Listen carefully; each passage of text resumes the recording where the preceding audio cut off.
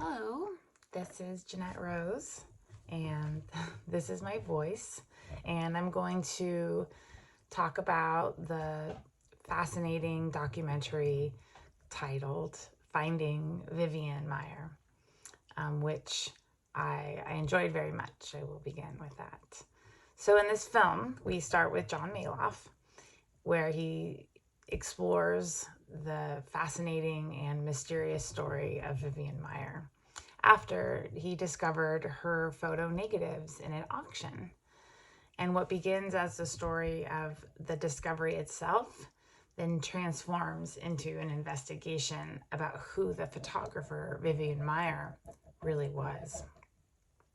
So through these discoveries and interviews, the film argues that not only was Vivian Maier an accomplished photographer worthy of recognition, but that she was also an extremely private and complicated person, but who in the end would want her work to be shown.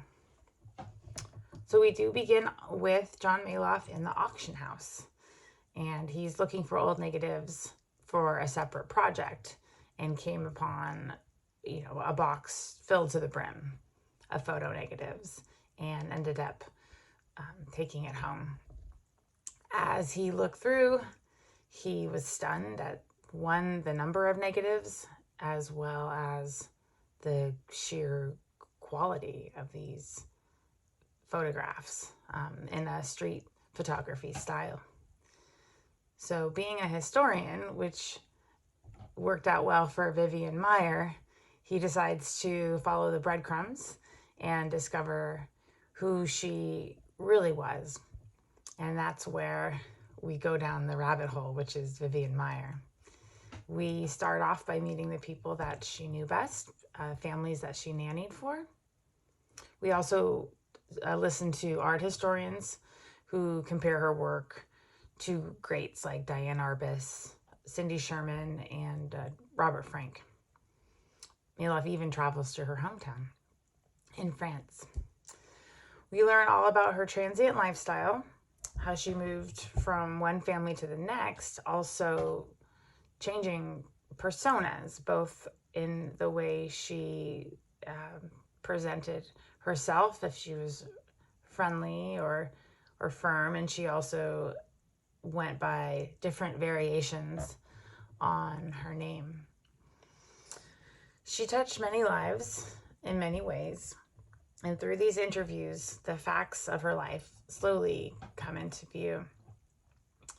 We learned about her unusual style of dressing, something out of the 20s, with large shirts and large men's shirts and large coats and a hat.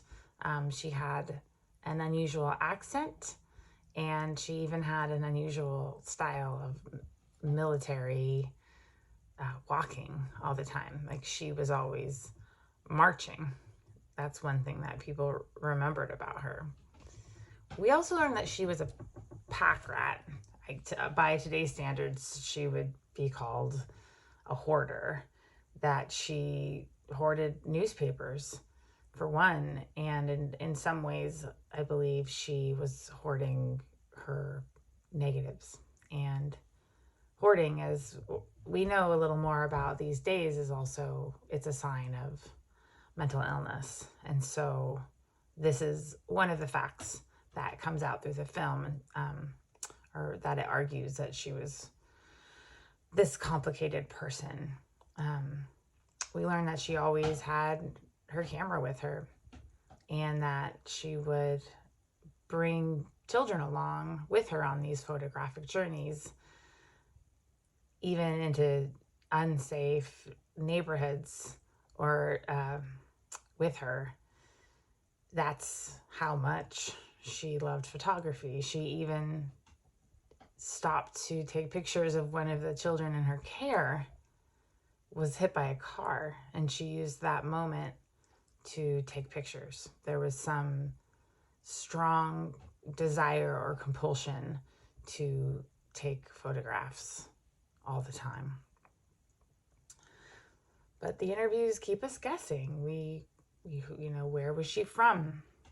Who was her family? Was her French accent real? But most importantly, did she want her work to be shown? And the mysteries do begin to be solved as the film unfolds. We reach a pivotal moment in France where John Maloff, using photography to locate her tiny hometown in France, that's where we learn of the one instance that we know that Vivian Maier did request that her photos be printed, and that she also knew that they were good. Some of the shocking information was with some interviews with children that she nannied, where they recounted very terrible moments of physical and emotional abuse. This was difficult for me to hear. As the film moves on, I'm just falling in love with this photographer and her like mysterious life and her story. And so to find out that she hurt children was difficult and disappointing to me, but it does support the argument that she also was a complicated person. So Maloff concludes that even though she did leave a closed life, that she knew her work was good, and she would have wanted the world to see it. But some questions are still left by the end of the film. That something happened to her as a child. Where was her father? Why was she afraid of men? Did she have a mental illness? And why didn't she try harder to have her work be shown while she was alive? So after the visit to France, I do agree that she would have wanted her work to be shown, but we can't say that she always felt that way. Feelings aren't black and white, and our desires and our passions can change over time. Perhaps she did have these fleeting moments of a desire to share and for recognition, but it could have been replaced by all sorts of fears or anxiety. A wish to share conflicted with this really intense desire to hoard and to be private. And so I imagine a battle taking place between her heart and her mind, keeping her in this state of limbo through her life. So being behind a camera gives this wonderful sense of anonymity and voyeurism. I can speak for that myself, that when you're looking through a viewfinder, you get to experience the world in a different way. Like she said once, that she's kind of a spy, and I do relate to that. And I believe that more than wanting to be recognized, that Vivian Maier loved this experience of being, behind the viewfinder and exploring her life and living her life behind the safety of her Rolleiflex. With her work discovered after her death, I believe that she got the best of both worlds. She was able to keep her privacy as well as share her work with the world. But had she been discovered while she was alive, maybe the fame would have pushed her past this fearful private life that she was living. Maybe it could have changed her for the better. She could have, faced those demons that haunted her and find a new joy in sharing her work with the world. Maybe she could travel more, which she loved to do. And I believe the world, would have loved her like they do now. And that could be something that she really did want most of all.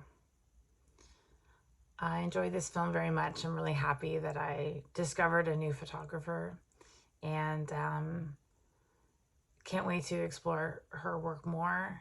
I felt this film was very well done, and I appreciated how it kept me guessing until the end about who she was, and left some questions to be answered by me. Thank you.